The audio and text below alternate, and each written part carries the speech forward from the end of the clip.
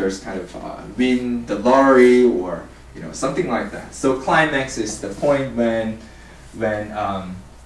your character achieves the goal. All right. So in movies, there are usually 3 types of resolution. So the first type is total victory.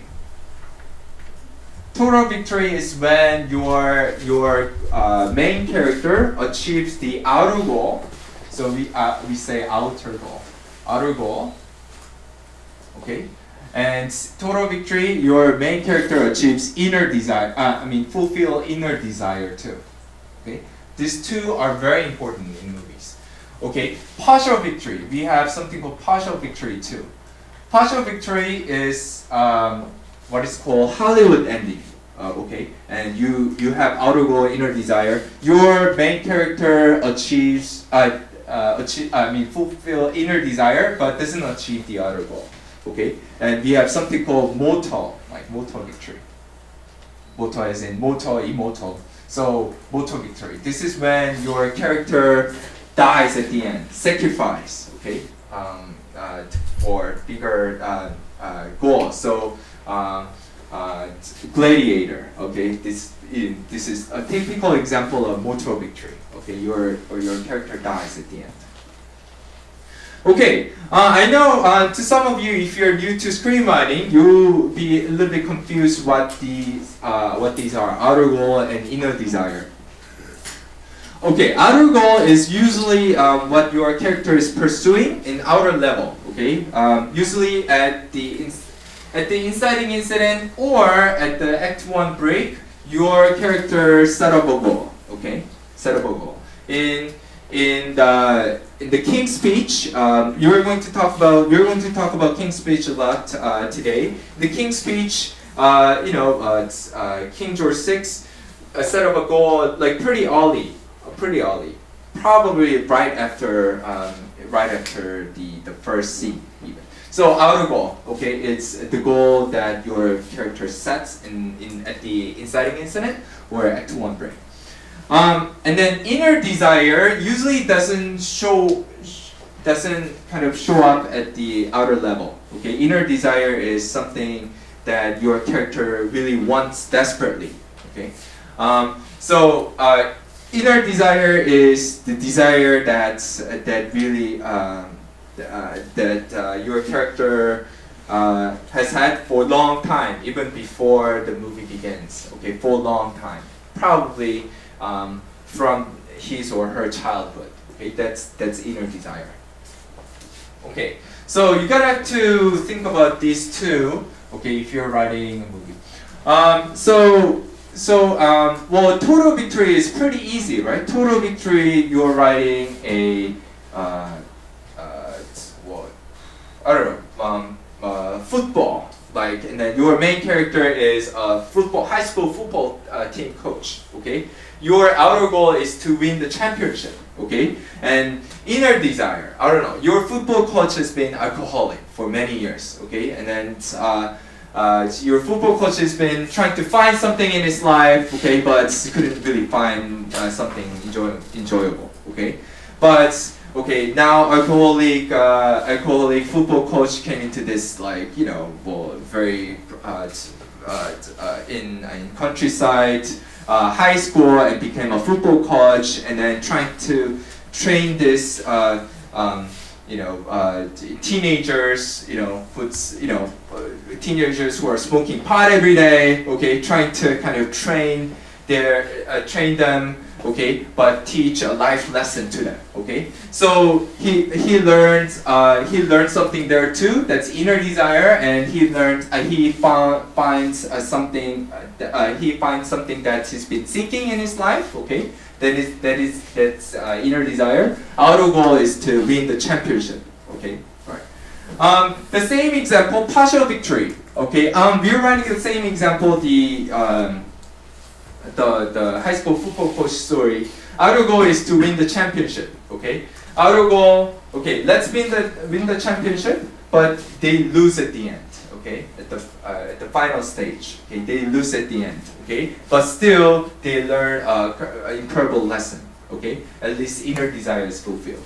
Okay, Hollywood's trying to go for partial victory most of the times because Hollywood, they want characters to learn a great lesson at the end. Okay, if actually a human, if you just think about a real life too, you know, if you achieve something, you don't really learn. You become just arrogant. Oh yes, I did it, right? I made it, right?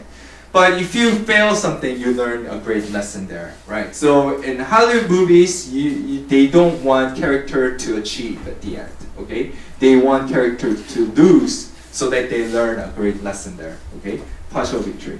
So they usually fail to achieve outer goal, but they learn great lesson, so inner desire is fulfilled. Great example is, let's take my best friend's wedding as an example. Okay, so we introduce Julia Roberts. Okay, she's pretty successful. I think early 30, you know, young woman. Okay, we set up her world here. Okay, and then she learns that okay, her on and off boyfriend then became best friend. Is going to get married. Okay. So she set up a goal there. Oh, okay. I think I'm still single. Okay. I believe the guy is my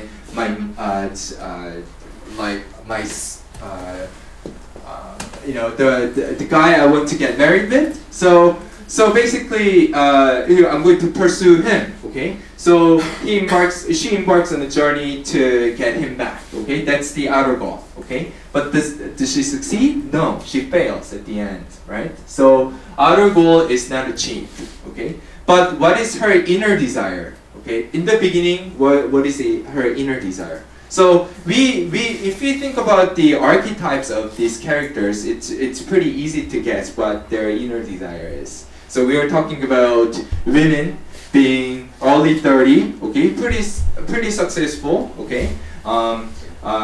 But she's been following something, but then all of a sudden everything in her life becomes meaningless. Okay, and then finally realize that she's been alone. Okay, so she has this fear. Okay, of staying single. Okay, so that's inner desire. She wants to find a person to love. You know, and she wants to be loved by someone. Okay, so that's her inner desire. And partial victory here, Julia Roberts' case, okay, even though she doesn't achieve the outer goal, inner desire is achieved. Okay, over the course she learned a great lesson. Okay, getting married is not the only way to love someone. Okay, being best friend can be a way to love someone too. Okay, so that she learned a great lesson here. Okay, so partial victory.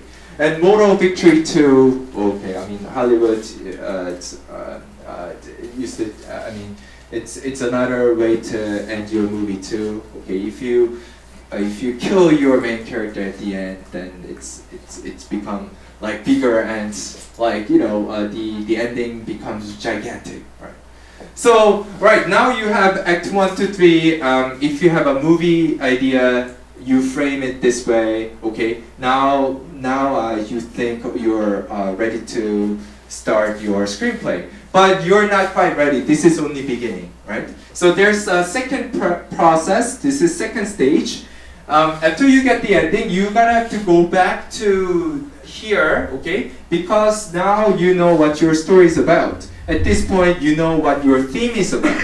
You thought you were going to write a coming-of-age story, but then after you get your ending, you feel, oh, this is totally a redemption story, okay? Oh, I'm going to change everything, okay? Now they're not teenagers. They're I don't know, people in mid-20s or mid-30s, okay? So you can change your characters that way, right? Okay? Based on your theme, you're gonna have to change the world too. Everything will be changed because now you know your story, you know your theme. You're gonna have to change the world. This is what is called world building, okay? World building. So in this world, well, the world you're building is something that we don't really take seriously, but that's everything for your main character.